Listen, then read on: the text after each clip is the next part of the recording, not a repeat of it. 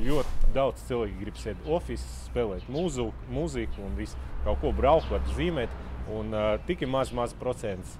Tikai pēc kāda laika sāk iedomāties un domāt par to, kas un ko viņi ēd, kas un ko un kur tas ražojas, un vai viņi grib būt saistīti ar to.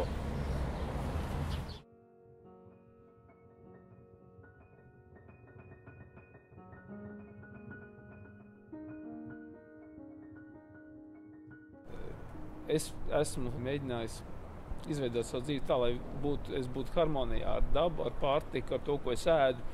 Un tāpēc, teiksim, es ēdu sēnes, tās, kuras ir augušas man acu priekšā, turpat mājas priekšā es ievaru, turpat tās bērnu sulas. Es aizēju uz savu dārziņu pēc lokiem. Man šķiet, ka visi šajā valstī ir sapratuši, ka ir ļoti svarīgi, ka mēs paši ražojam. Un ko tad mēs te varētu ražot? Mēs varētu tiešām arī varbūt cerēt, ka tā lauksaimniecība varētu būt viena no kaut kādām tādām sfērām, kas kaut ko arī rada un ražo, un protams, ka tie ir augi. Un ja parādīsies šī ģenētiski modificētās kultūras, tas nozīmē, ka tajā brīdī viņas visas sāks jaukties un mutēt, un mēs vairs nevarēsim teikt, ka mums lūk ir tur tāds bioloģisks produkts vai tāds, un pazudīs vienkārši tā unikalitāte.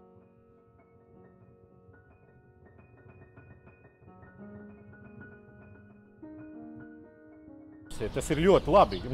Sāk runāt par to un mēģināt kaut ko mainīt. Un tas kaitinošākais, teiksim, manā kaut kādā ikdienas dzīvē, ja, tā kā man sanāk diezgan daudz menedžēt kaut kādas tādas mājas lietas un arī iet tur iepirkties un tā, ir tas, ka man tiešām tiek zakts laiks. Ja es izdomāju, ka es negribu lietot šādu pārtiku, tad es veikalā, teiksim, esmu spiesti pārbaudīt katru preci, skatīties, vai cik daudz, pirmkārt, viņi satur dažādas konservantus, uzlabotājus un tā tālāk. Tas ir kaut kāds viens aspekts, un otrs ir tagad jau skatīties, vai šī pārtika satur kaut kādas ģenētiski modificētas sastāvdaļas, vai viņi varbūt ir vienkārši ģenētiski modificēti un tā. Protams, tie, kas šīs lietas, GMO bagātās lietas ražo, varbūt tās viņas pārstāt ražot un pārstāt mūs ar kaut ko tādu barot, jo gal galā,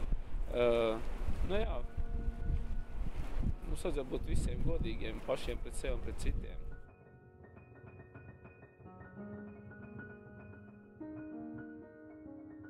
Es būtu absolūti laimīga, ja būtu veikals, kurā es varu iet un zinu, ka man, teiksim, nav jāšķiro tur plaukti arī. Nav jāvelta tam laiks.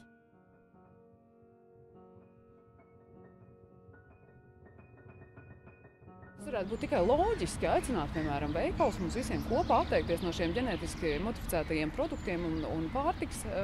Kaut vai tā vienkāršā iemesla pēc, ka, piemēram, es zinu, ka man ir ļoti daudz dombiedru, būt gatavs tajā pašā brīdī iet uz šiem veikaliem un tur iepirkties.